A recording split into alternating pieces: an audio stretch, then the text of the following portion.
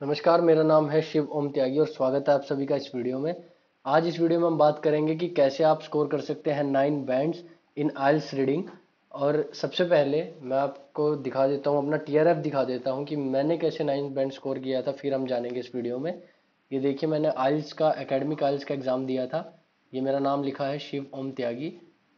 और यहाँ पर आप देख सकते हैं कि ये मैंने क्लियरली देख सकते हैं आप कि रीडिंग में मेरे 9 बैंड्स थे। और ये मेरा फर्स्ट ही अटेम्प्ट था। और ये मैंने बहुत ही कम टाइम में स्कोर किया था। कोई ऐसा नहीं है कि मैंने 5 to 6 मंथ्स इसकी प्रैक्टिस करी थी या पूरा पूरा दिन मैं इसके लिए पढ़ा था तब इतना स्कोर आया था। ये बहुत इजी टास्क है। और रीडिंग और लिसनिंग तो बहुत स्कोरिंग आइल्स में जो आपके हाथ में होती है। बस कुछ टिप्स हैं, कुछ स्ट्रेटेजी है जिसको आप फॉलो करके 45 मिनट्स में 45 मिनट्स में रीडिंग कंप्लीट कर सकते हैं। और 50 मिनट्स में बाद में आप क्रॉस चेक भी कर सकते हैं अपने सारे आंसर्स। तो हम इसी के बारे में आज बात करेंगे कि क्या आपकी अप्रोच होनी चाहिए रीडिंग को लेके और कैसे आप अच्छा स्कोर कर सकते हैं। इवन प्रैक्टिस सेट्स में भी आपका स्कोर फिर 8, 8.5 या 9 इसी का राउंड रहेगा अगर आप इस स्ट्रेटेजी के थ्रू चलेंगे। तो हम सबसे पहले बात करते हैं कि किस किस तरह के क्वेश्चंस होते हैं।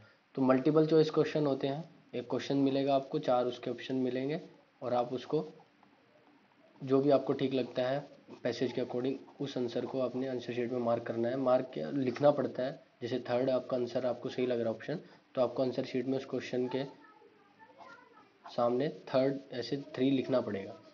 तो मल्टीपल चॉइस क्वेश्चन क्या होता है, मल्टीपल चॉइस क्वेश्चन सॉरी, तो उनको आपको वो पूरे पैसेज की ही थीम पे मिले होते हैं। आपको आप कहीं एक स्पेसिफिक फैक्चुअल इन्फॉर्मेशन पढ़ के उसका आंसर नहीं दे सकते। तो जब भी एमसीक्यू अगर स्टार्टिंग में ही आ जाए तो उसको स्किप कर देना है, बाद में उसको अटेम्प्ट करना है एंड में। ऐसे ट्रू फॉल्स हैं, जैसे ट्रू फॉल्स तो लगभग सब बच्चों ने हमने स्कूल में किए हैं अपने। बट इसमें एक एक्स्ट्रा ऑप्शन होता है नॉट गिवन का। तो फॉल्स और नॉट गिवन का कई बार कन्फ्यूजन हो जाता है। तो उसके लिए आप क्या कीजिएगा कि इन्फॉर्मेशन को ध्यान से पढ़ना है कि उसके बारे में कुछ बात की भी है नहीं की है। अगर नहीं की है तो ऑब्वियस है नॉट गिवन जाएगा। और अगर फॉल लग रहा है आपको नोट या गिवन है या फॉल्स है तो आप उसको छोड़ भी सकते हैं। क्रॉस चेक के टाइम पे आप दोबारा से उसको अटेम्प्ट कर सकते हैं, उस पर टाइम वेस्ट करने की ज़रूरत नहीं है।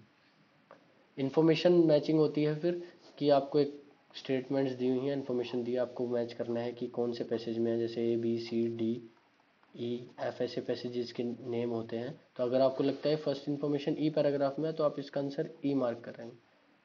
ऐसी सी लगता है अगले का तो सी। तो ऐसे ढूंढनी पड़ती है कौन से पैराग्राफ में ये गिवन इन्फॉर्मेशन है। मैच द हेडिंग्स होती हैं, जैसे ये पैसेजेस दिए हुए इतने सारे, तो इन पैसेजेस के कॉरस्पॉन्डेंस अगर आप ये 6 से 7 अगर आपको पैराग्राफ्स दिए हुए हैं जिनकी हेडिंग आपने देनी है तो आपको करीब 8 से 10 ऑप्शंस आपको मिलेंगे हेडिंग से, जिनमें से आपको सुटेबल हेडिंग्स चूज करनी होती है ईच पैराग्राफ के लिए। ऐसे ही मैच द हेडिंग्स के बाद सेंटेंस कंप्लीशन होता है। कोई सेंटेंस दिया है, आगे ब्लैंक दिया है या उसका आंसर करना होता है आपको वर्ड लिमिट के अंदर, जैसे नॉट मोर देन 2 वर्ड्स और 3 वर्ड्स। वर्ड लिमिट्स के अंदर रहते हुए आपको वो अटेम्प्ट करना होता है क्वेश्चन। फिर होता है समरी कंप्लीशन। समरी कंप्लीशन के लिए क्या होता है कि आपको ऐसे सेंटेंस होगा, बीच में ब्लैंक, फिर सेंटेंस, फिर ब्लैंक, सेंटेंस, ब्लैंक, ऐसे एक छोटी सी समरी दे देंगे आपको पैसेज के बीच से उठा के कहीं से भी। तो ये करना बड़ा इजी होता है। बस इसकी वर्ड लिमिट पे ध्यान रखना है कितनी वर्ड लिमिट दी हुई है आंसर करने के लिए। और जैसे ही आपने स्टार्टिंग ढूंढ ली समरी की तो लगभग पूरे सीक्वेंस में ही आपको समरी के आंसर मिलते चले जाएंगे। तो 4 से 5 क्वेश्चन आपके अगर समरी आ जाती है तो ये आपके लिए अच्छा होता है क्योंकि आप इसको एक्यूरेटली कर सकते हो। फिर होता है फीचर्स मैचिंग। फीचर्स मैचिंग में क्या होता है कि A B C ऐसे 3 नाम दे दिए जाएंगे आपको, कोई भी कंपनी का, साइंटिस्ट का, जो भी पैसे से रिलेटेड होगा। और यहाँ पर आपको कई सारी इन्फॉर्मेशन दे दी जाएंगी और आपको फिर वो रिलेट करनी होती है कि कौन से साइंटिस्ट से या कौन से नेम से वो इन्फॉर्मेशन मैच करती है। लाइक फर्स्ट वन हमने देखा कि बी से रिलेट करती है, ऐसे इसमें से एक और भी हो सकता है। ज़रूरी नहीं है कि एक एक से रिलेट करेगा, एक से ज़्यादा भी हो सकता है। तो ऐसे ही वो नाम ढूंढना है और आंसर ऐसे कर देना। वो मैं बताऊंगा अभी आगे कैसे करना होता है। मैचिंग सेंटेंस एंडिंग्स, ऐसे ही जैसे नेम दिए ऐसे ही सेंटेंस दे देते हैं और ऑप्शन में ऐसे बॉक्स में काफ़ी सारे अदर सेंटेंस दे देते हैं ABC के साथ। तो वो सेंटेंस पढ़ के आपने पैसेज में ढूंढना है। फिर उससे उसके पास की जो इन्फॉर्मेशन है वो पढ़ के आपको देखना है कि वो इन्फॉर्मेशन के कौन से सेंटेंस के साथ सही जुड़ेगी और वो सेंटेंस एंडिंग आपको चूज करनी होती है। अब आगे हम पैसेज पे चलते हैं। मैं बताता हूँ कि कैसे अप्रोच आपको रखनी है, कैसे आपको पैसेज ये कंप्लीट करना है और विद इन टाइम आप कैसे इसको कर सकते हैं। जैसे सबसे पहला पैसेज है, तो आपको हेडिंग जरूर पढ़नी है, save the turtles. Save the turtles जैसे ही आप पढ़ेंगे तो आपको एक आइडिया हो जाएगा कि क्या इसमें पैसेज में आने वाला है आपके लिए पढ़ने के लिए। तो शुरुआत करें, आप 2 पैराग्राफ पढ़िए, स्कैन कीजिए, पढ़ना भी नहीं है, जस्ट स्कैन करना है और इंपॉर्टेंट वर्ड्स को अंडरलाइन करते चलना है। और अगर आपको लगता है 1 पैराग्राफ में ही आपको थोड़ा क्रिस्प मिल गया है तो 1 पैराग्राफ ही काफ़ी है। जैसे लेदर बैक टर्टल्स के बारे में है, तो leather back turtles having a large flattened body होती है, 2 pairs of very large flippers होता है, शॉर्ट टेल होती है, flattened four limbs, claws are absent, flippers are largest in proportion, 2.7 metres in large specimens, largest flipper होते हैं, as the last surviving member of its family, distinguish characteristics होते हैं। तो ऐसे ही मार्क करते चलना है वर्ड को। अब जैसे डिस्टिंग्विश करेक्टरिस्टिक्स को आपने यहाँ पर मार्क कर लेना है। और ये it lacks it most notable feature, it lacks the bony carapace. जैसे आपको लगा कि यहाँ पर हमें काफ़ी है इतना पढ़ना, तो आपको आगे पैराग्राफ नहीं पढ़ने हैं, आपको स्किप कर देना है सीधा क्वेश्चंस पे। जैसे ही आप क्वेश्चंस पे जाओगे तो हमने देखा कि सबसे पहले तो हमारे यहाँ पर हेडिंग्स फॉर द पैराग्राफ दी हुई है। अब जब भी हेडिंग फॉर द पैराग्राफ्स आती हैं, लगभग स्टार्टिंग में ही आती हैं किसी भी पैसेज के, तो आपको वो बिल्कुल भी अटेम्प्ट नहीं करनी है फर्स्ट इंस्टांस में। क्योंकि जब आप पहला पैराग्राफ पढ़ोगे और ऑप्शंस पे जाओगे, आपको लगेगा ये ठीक है, मैं इसको आंसर कर देता हूँ। फिर आप 4th पैराग्राफ पे आओगे, आपको लगेगा नहीं, जो फर्स्ट को दी थी वो इसके लिए ठीक है। तो आप बहुत कंफ्यूज हो जाओगे, टाइम वेस्ट होगा, और थर्ड पैसेज तक आप ढंग से पहुंच भी नहीं पाओगे, कंप्लीट भी नहीं कर पाओगे। तो बेटर है जब भी हेडिंग्स आए उसको स्किप कर देना है, देखते ही इसको स्किप करें और अगले जो भी टाइप के क्वेश्चन है उस पर चलिए। और अगर अगले क्वेश्चन टाइप ट्रू फॉल्स होते हैं तो उसको भी स्किप करना है। अब यहाँ पर क्या है, नो, हमें आंसर्स देना है क्वेश्चंस के, नो मोर देन 3 वर्ड। तो ये वर्ड लिमिट देखना बहुत ज़रूरी है, क्योंकि जैसे ही आपने वर्ड लिमिट स्किप करी तो आपका आंसर ऑटोमेटिकली रॉन्ग हो जाएगा। तो यहाँ पर पहला क्वेश्चन है, how many leatherback turtles are there in world. तो यहाँ पर हाउ मेनी पूछा है तो ऑब्वियस है इसका आंसर डिजिट्स में होगा, नंबर्स में होगा। तो आपने पैसेज में जाके ऊपर नंबर्स ढूंढने हैं। लाइक स्टार्टिंग में चलेंगे, स्टार्टिंग से देखते हुए यहाँ पर देखिए एक नंबर है, जस्ट वो मीटर से और लेंथ में दिया हुआ, नहीं पता आगे, नहीं इसमें कहीं भी नंबर नहीं है। फिर सी में नहीं है, डी में है तो 4.5 है सेंटीमीटर लेंथ, ये भी नहीं है। आगे यहाँ पे भी कोई डिजिट या नंबर नहीं दिया हुआ है, 1000 या लाख कहीं भी नहीं लिखा हुआ, आप देखेंगे एक नज़र में पता लग जाता है। फिर हम आगे आएंगे, यहाँ पे नहीं लिखा हुआ, नहीं रही, देखिए यहाँ पे 35,000 नंबर लिखा हुआ है, तो उसके पास की इन्फॉर्मेशन पड़ी, scientist have estimated that there are only about 35,000 leatherback turtles in the world. तो ये आपका आंसर हो गया 35,000। वहाँ जाना है उस आंसर शीट पे, उसके अगेंस्ट 7 नंबर के अगेंस्ट यहाँ पे लिख देना है 35,000, फुल आंसर हो जाएगा आपका। 8th में पूछा what is the most noticeable difference between other sea turtles and leatherback. तो ये हमने पढ़ा था स्टार्टिंग में, पहले ही पैराग्राफ में डिस्टिंग्विश करेक्टरिस्टिक्स दिए हुए थे, that differentiate from other sea turtles. तो it most notable feature is that it lacks bony carapace. Bony carapace lack करता है जो अदर टर्टल्स में होती है। तो 3 वर्ड्स में आंसर देना है, और हमें 2 में मिल गया, तो इसका आंसर 8 का हो जाएगा, बोनी कैरापैस। ऐसे ही 10th का पूछा है, where did the 4 turtles probably came from. 4 turtles देखना है कहाँ पे बात हो रही है। ए हम पढ़ चुके हैं, ए में नहीं है, बी में देखा, बी में ये मिल गया हमको, 4 टर्टल्स की बात हो रही है। Washed up along Irish coast from Wexford to Kerry, these turtles are more typical warmer water when they stay coast. It's likely they have originated. ये देखिए लिखा हुआ है, it is likely that they have originated from the Florida, America. तो ये आपका answer हो गया, फ्लोरिडा अमेरिका से वो ओरिजिनेट हुए थे 4 टर्टल्स। तो ऐसे ही जब ये आप सारे अटेम्प्ट कर लेंगे, 13 तक पहुंच जाएंगे, तो ढूंढते ढूंढते आपको लगेगा एक आंसर आपको ए में मिला है, बी में मिला है, फिर सी में, डी में, लगभग आप सारे पैराग्राफ्स एक बार गो थ्रू हो जाएंगे इनको आंसर्स करने में। फिर उसके बाद में आपको हेडिंग्स पे जाना है। हेडिंग्स पे जैसे ही आप जाएंगे, फिर आपको एक क्रक्स पहले से ही पता होगा कि इस पैराग्राफ में क्या है, और जस्ट आप एक बार उस पैराग्राफ को जाके स्कैन करेंगे, लाइक बी से हमें स्टार्ट करना है। तो during the past month 4 turtles की बात बताई गई है, it have been originated from Florida, 2 specimen have been taken coastal marine resources. कोई 4 टर्टल मिले हैं, अलग जगह पे मिले हैं। Will be conducted to establish their age, sex and their exact origin को ढूंढना है। तो during this same period 2 leatherback turtles were found in Scotland and a rare kemp's ridley turtle was found in Wales, making it an exceptional month for standard turtles in the UK. तो जैसे ये पढ़ा आपने, options पे जाना, ज़्यादा नहीं सोचना है। ऑप्शन पढ़ेंगे तो जैसे आपने पहला ऑप्शन पढ़ा, sea turtles are found in unusual location. तो ये भी अगर अभी नहीं मार्क करना, एक बार आगे भी नज़र देखनी है आपने लगा के, कि आगे इसमें कोई भी आपको रिलेट नहीं करेगा। क्योंकि वहाँ पे अनयूजुअल लोकेशंस पे हमें मिले हैं, स्कॉटलैंड में मिला है, यूके में मिला है, तो ऑब्वियस है इसका बी का आंसर यही होगा फर्स्ट। तो फिर हमें सी पे जाना है। सी को जैसे ही आप पढ़ेंगे, सी में actually there has been extensive research conducted regarding the sea turtles ability, उनकी ability to return their nesting region, कि वो अपने नेस्टिंग रीजन पे वापस कैसे पहुंचते हैं, इतनी दूर से, इतने हंड्रेड्स ऑफ माइल्स अवे से वापस कैसे आ जाते हैं। There path is greatly affected by powerful currents, जो सी करंट्स होते हैं। डिस्पाइट देयर लिमिटेड विजन, जो मतलब उनकी इतनी आईसाइट इतनी स्ट्रॉन्ग नहीं होती, लैंडमार्क्स ओपन वाटर भी बीच में आते हैं, फिर भी वो रिट्रेस कर लेते हैं माइग्रेटिव पाथ। एक्सप्लेनेशंस हैं कुछ फिनोमेना की कि sea turtles can detect their angle and intensity of the earth magnetic field, earth magnetic field से अपना रास्ता ढूंढ लेते हैं। तो जैसे ही आपने पढ़ा,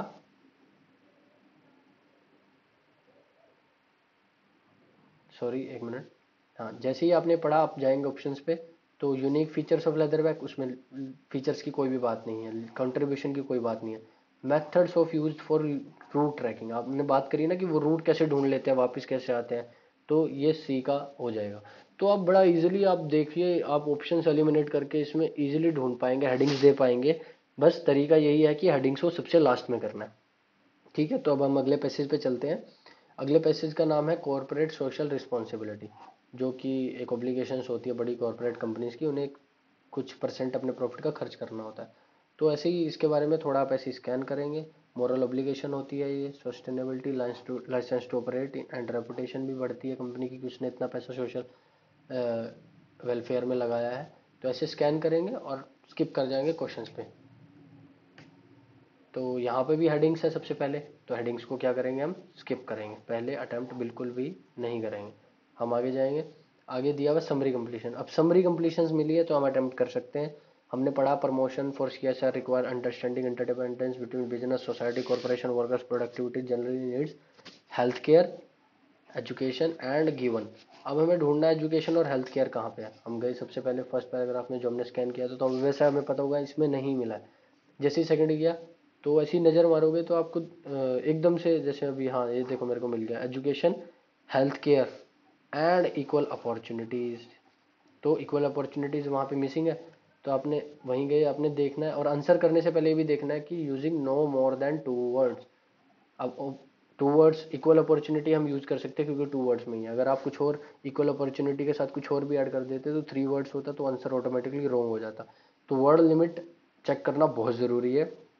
ठीक है, तो ऐसे ही आप ये सेकंड पे अटेम्प्ट कर सकते हैं, सीक्वेंस में ही आपको उसके नीचे कहीं मिल जाएगा।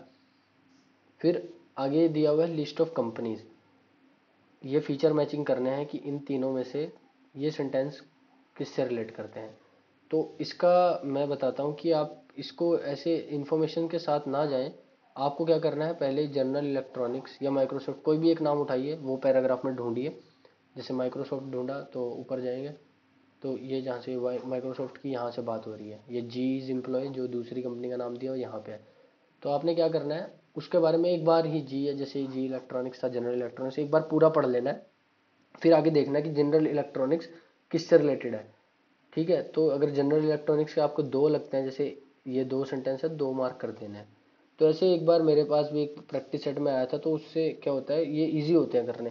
लाइक 3 ऑप्शंस ये दिए हुए हैं और 6 अगर आपको स्टेटमेंट्स दे दी गई हैं। ठीक है, तो आपने क्या करना है, पहला नाम उठाया, आपने देखा कि हाँ दो, उसको अच्छे से पढ़ लेना, उसकी पास की इन्फॉर्मेशन को लगभग एक पैराग्राफ में सम अप हो जाती है। तो आपने देखा आके कि 2 स्टेटमेंट उससे रिलेटेड है। फिर आपने दूसरा नाम उठाया, आपने पढ़ लिया, आपने देखा हाँ भाई कि 2 ये इससे रिलेटेड है। तो तीसरा नाम बचा हुआ है सिर्फ, और 2 स्टेटमेंट बची है। तो ऑब्वियस है ना कि वो जो 2 स्टेटमेंट बची हैं वो सी से ही रिलेट करेंगी, क्योंकि ए और बी तो आपने पढ़ ही लिया है, तो क्यों इस पर टाइम वेस्ट करना। तो इस क्वेश्चन में आप लास्ट वाला जो ऑप्शन होता है उसके लिए ऐसे बचा सकते हैं, जैसे आपने 2 करा, तो जो बचे थर्ड के लिए जो भी स्टेटमेंट्स होंगी, थर्ड उसी से ही रिलेट करेंगी। ये आप चेक कर सकते हैं कभी भी अगर आपके प्रैक्टिस सेट में ऐसा कोई क्वेश्चन आ जाता है, ये मैंने करके देखा हुआ है। ठीक है, इसको आप ऐसे कर सकते हैं। तो जब आपने ये भी कर लिया और समरी भी कर ली, तो आपके सारे पैराग्राफ से आप गो थ्रू हो जाएंगे, फिर आप हेडिंग्स पे इजीली जा सकते हैं और आप एक्यूरेसी के साथ उसको अटेम्प्ट कर पाएंगे। बट रिक्वायर्ड ये है कि आप सेकंड थॉट जरूर दे सकते हैं अपने आंसर को, बट थर्ड थॉट मत दीजिए, क्योंकि आप कंफ्यूज हो जाएंगे, और कंफ्यूज हो जाएंगे तो एक्यूरेसी भी खराब होगी आपकी और आपका टाइम भी वेस्ट होगा, आपको पता ही नहीं लगेगा कि कब टाइम निकल गया और आप थर्ड पैसेज को कंप्लीट भी नहीं कर पाए। तो इसलिए just first and second thought दीजिए। अगर सेकंड थॉट भी इवन क्रॉस चेक में आप दे सकते हैं, फर्स्ट थॉट के साथ जो आंसर लग रहा है अटेम्प्ट करते चलिए, तभी आप 45 मिनट्स में कंप्लीट कर पाएंगे। अब थर्ड पैसेज पे चलते हैं। यहाँ पे टीवी एडिक्शंस के बारे में बात किया गया है। तो हेडिंग पढ़ी, वैसे ही स्कैन करना है, स्कैन करते ही आगे चले जाना है। आगे गए तो देखा हमने पहले ही क्वेश्चन ट्रू फॉल्स है। मैंने ट्रू फॉल्स को भी मना करा है कि ट्रू फॉल्स को भी स्टार्टिंग में अटेम्प्ट नहीं करना है, क्योंकि ट्रू फॉल्स आप ऐसे ढूंढने चलोगे आपको बड़ा टाइम लग जाएगा ढूंढने में। और ट्रू फॉल्स हमेशा 5 से 7 ट्रू फॉल्स दिए होते हैं, जैसे यहाँ पे भी 5 दिए हुए हैं, 4 सॉरी। तो कई बार 7 से 8 ट्रू फॉल्स भी आ जाते हैं किसी पैसेज में।